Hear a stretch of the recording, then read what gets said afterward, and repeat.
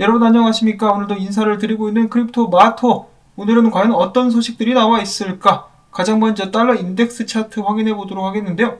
91.9포인트로 계속해서 강세를 이어가고 있는 것 같고, 미국 증시 같은 경우는 오늘 약간의 혼조세가 보여지는 것 같기는 하나 큰 그림으로 봤을 때는 계속해서 전고를 갱신하고 있는 강세가 이어지고 있습니다. 자, 그리고 비트코인 어제 또 오르기 시작했었습니다. 그러나 35,000달러를 뚫지는 못한 상황, 34,354달러에서 숨고르기를 해주고 있는데, 그래도 다행인 것은 이더리움이 2,100달러까지 상승해주면서 다른 알트코인들에게도 힘을 실어주고 있습니다.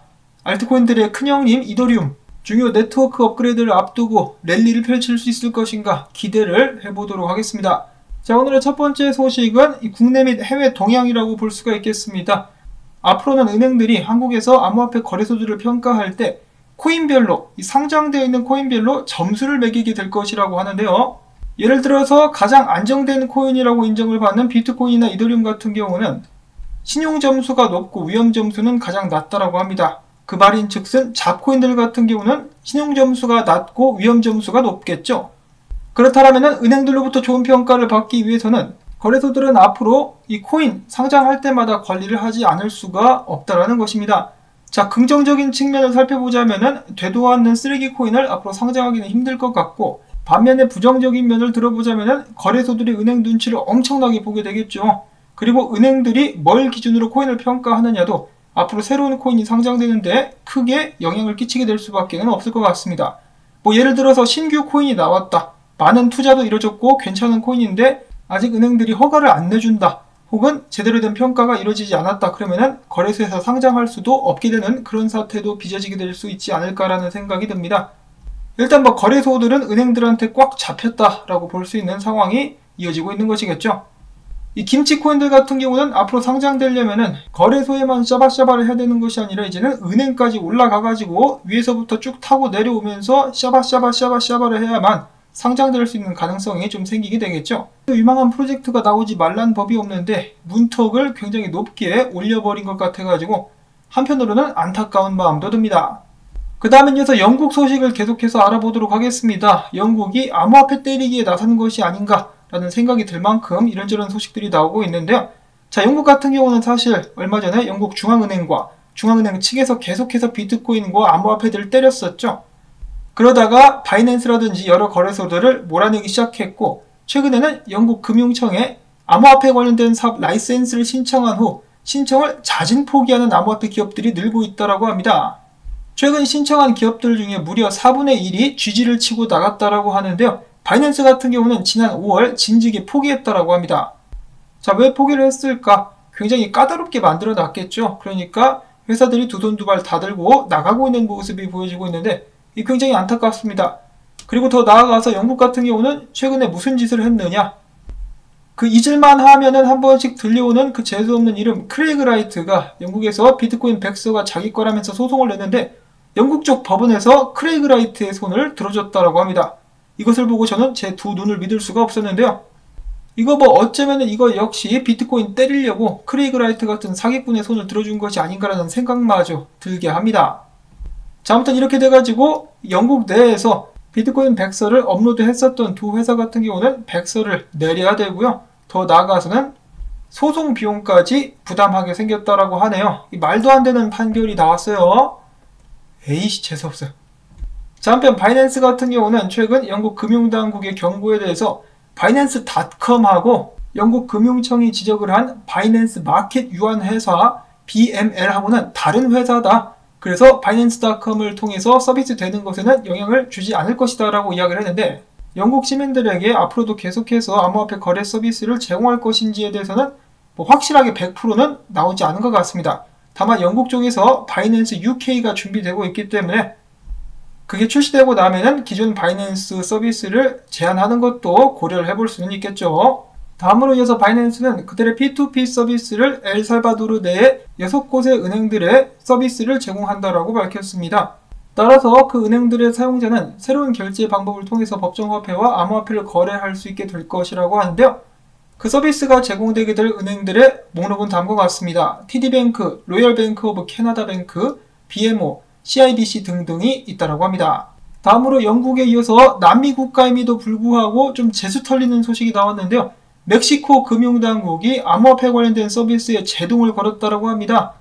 어제 또 살리나르 회장님이 은행에서 암호화폐를 취급할 수 있도록, 비트를 취급할 수 있도록 노력하고 있다고 했는데 거기에 찬물을 끼얹는 소식이라고 볼 수가 있겠죠. 멕시코 금융당국은 이야기합니다. 암호화폐는 법적 지위가 없다. 멕시코 내에서 화폐가 아니므로 멕시코 내에는 그 어떤 암호화폐라도 암호화폐를 화폐처럼 취급하거나 관련된 서비스를 제공하게 되면은 제재를 때려버리게 될 것, 처벌을 받게 될 것이다 라고 경고를 했다고 합니다. 자, 그래서 사람들의 거래를 막는다는 말은 아니고 암호화폐를 금지시킨다는 말은 아니지만은 멕시코의 금융기관들이 암호화폐 관련된 서비스를 제공하지 못하도록 막겠다라는 것입니다. 아, 이 자식들이 약을 처먹었나? 근데 어느 정도 이해가 되는 것이 비트코인을 또 굉장히 싫어하는 놈들 중에 국제결제은행이라고 있지 않습니까? 거기에 두목이 두툼한 양반이다 라고 제가 몇 번 소개를 드렸었는데 이 양반이 멕시코 사람입니다. 그래서 또 멕시코 중앙은행에 압박을 넣은 것은 아닌가 라는 생각이 드는데요. 정말 치사 빵꾸똥꾸 같은 일이 아닐 수가 없겠습니다. 멕시코에서 그래도 좀 잘 받아들여질 줄 알았는데 앞으로 부디 긍정적인 이 변화가 올 수 있기를 바라보고, 자, 한편 얼마 전에 파라과이에서도 비트코인 법정 통화화가 추진될 수 있을 것이다라는 희망적인 소식이 나왔었는데요. 이것도 안 된답니다. 에헤, 이 레이저 눈깔 그때 달았었는데 다시 뺏어와야겠어요. 눈깔 반납하시오. 자, 아무튼 암호화폐 비트코인에 관련된 긍정적인 법안을 작성하고 있었던 의원 같은 경우는 이야기하기를 파라과이에서 암호화폐를 법정화폐로 삼는 것은 불가능하다. 불가능이 어딨어. 자, 그럼에도 불구하고 이 의원들이 소속된 당은 굉장히 작은 당이라고 합니다. 4명밖에 구성원이 없다라고 하네요. 좀 아쉽기는 하지만은 앞으로 좀 좋은 변화가 마찬가지로 올 수 있기를 바라봅니다. 수고하셨습니다. 다음으로는 남아프리카 공화국 거래소 중에 하나가 얼마 전에 해킹당한 줄 알았었는데 거래소 관계자들이 비트코인을 들고 날랐다라고 해가지고 크게 논란이 됐었죠. 전 세계에 비트코인에 관련된 안 좋은 인식을 심어주는데 한몫하기도 했었던 그 소식에 관한 것인데요. 그 거래소 주인들은 우리도 해킹의 피해자다. 무슨 소리냐. 돈 들고 날른 적이 없다라고 억울함을 토로했다라고 합니다. 당연한 얘기겠지만은 살해 협박을 받고 있는 상황이고 억울하니까 조사 당국에 적극 협조하겠다라고 밝히기도 했다라고 하네요. 차라리 해킹이 낫죠. 이 거래소가 들고 튀는 것보다. 이어서 남아프리카 공화국의 중앙은행 같은 경우는 얼마 전까지만 해도 암호화폐에 대해서 굉장히 강경한 모습을 보여줬었는데요. 은행들로 하여금 암호화폐 관련된 서비스를 제공하지 말라라고 이야기를 했었는데 최근 나온 소식을 보게 되면은 등록된 시민들은 외환을 사용해서 연간 최대 7만 달러까지 암호화폐를 매입할 수 있도록 허가를 해준 것으로 나타났다라고 합니다. 아예 못하게 막는 것보다는 낫지 않나라는 생각을 해보고요. 그 다음에는 중국만큼이나 비트코인을 금지하려고 애썼었던 나라가 있었죠. 바로 인도입니다. 인도 같은 경우는 금을 굉장히 좋아하는 나라로 알려져 있는데요. 최근에는 이 인도에서도 비트코인 관련된 투자가 부쩍 크게 늘어났다고 하는데요. 체인알리시스가 제공한 데이터에 따르면 인도 같은 경우 작년 한 해만 해도 비트코인에 관련된 투자 금액이 2억 달러에서 무려 400억 달러로 껑충 뛰어 올랐다고 합니다. 금도 좋지만은 비트코인도 얼씨구나 좋구나. 정부가 그렇게 막았음에도 불구하고 비트코인에 투자하는 사람들이 이렇게 많다. 굉장히 기분 좋은 소식이 아닐 수가 없겠습니다. 다음에는 알트코인 관련된 소식들 몇 가지를 보도록 하겠습니다. 자, 폴리곤, 매틱이죠. 매틱이 확장 가능한 데이터 가용성 솔루션인 어베이를 출시했다라고 밝혔고요. 자, 그 다음에 이더리움. 저번 주에 제가 공유를 한 차트 중에 이더리움이 장기 추세를 뚫고 떨어질 것 같다. 벼랑에 매달려 있는 것 같다라고 말씀을 드렸었는데 결국 다행히 이 벼랑 위로 올라온 모습이 보여지고 있습니다. 아직까지는 긍정적이라고 볼 수가 있겠고, 다음으로는 국제 암호화폐 거래 플랫폼인 크립토닷컴이 USDC의 발행 회사죠. 서클과 파트너십을 맺고 앱 내 달러화 입출금을 30여 개 국가에 지원한다라고 밝혔습니다. 그리고 또한 크립토닷컴 같은 경우는 세타 토큰의 하드포크를 지원하게 될 것이라고 하네요. 이 때문에 다음 달 1일, 7월 1일 세타 입출금이 일시적으로 중단될 것이라고 합니다. 그 다음으로 이어서 부자 아빠, 가난한 아빠 책의 저자로 유명한 로버트 키요사키. 최근에는 팟캐스트를 통해서 많은 사람들에게 이런저런 인터뷰를 전해주고 있는데요. 그는 최근 글을 남겨서 이야기하기를 역사상 가장 큰 폭락이 다가오고 있다. 마이클 버리도 똑같은 이야기를 했었는데 로버트 키요사키도 조심하라고 경고를 해주고 있습니다. 그러면서 가능한 한 많은 금과 은, 비트코인을 확보하라라고 이야기를 해주었다고 하네요. 당연한 이야기겠지만은 폭락에 대비하기에 가장 좋은 시기는 폭락 전이죠. 여기서 긍정적인 부분은 부자가 되기에 가장 좋은 시기는 폭락인데, 나쁜 소식은 이 폭락 및 하락장이 오래가게 될 것이라는 것이다. 이 달러화 시스템 밖에 있는 금과 은, 실물, 금과 은, 그리고 비트코인을 최대한 많이 매입하라라고 이야기를 했다라고 하네요. 참고로 로버트 키요사키는 24,000달러 정도의 비트코인 매수를 걸겠다라고 이야기를 한 바가 있었죠.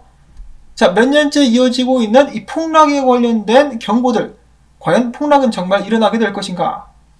지금 당장 준비를 해서 나쁠 것은 없을 것 같습니다. 다음으로 해서 얼마 전에 비트코인 관련된 투자를 선언했었던 모건 스탠리가 자회사인 유럽 오퍼튜니티 펀드를 통해서 그레이스케일 비트코인 투자 신탁, 아마 GBTC겠죠. 28,289주를 보유하고 있는 것으로 나타났다고 합니다. 더 사! 다음으로 해서 돈나무 언니의 아크인베스트가 자산운용사인 21시월스와 함께 비트코인 ETF를 신청했다고 합니다. 이것은 미국 내에 신청된 12번째 비트코인 ETF라고 합니다. 이어서 암호화폐 데이터 분석업체인 스큐가 이야기합니다. 3월부터 비트코인 GBTC 사무가 중단돼서 9월 이후에는 더 이상 언락 물량이 없다.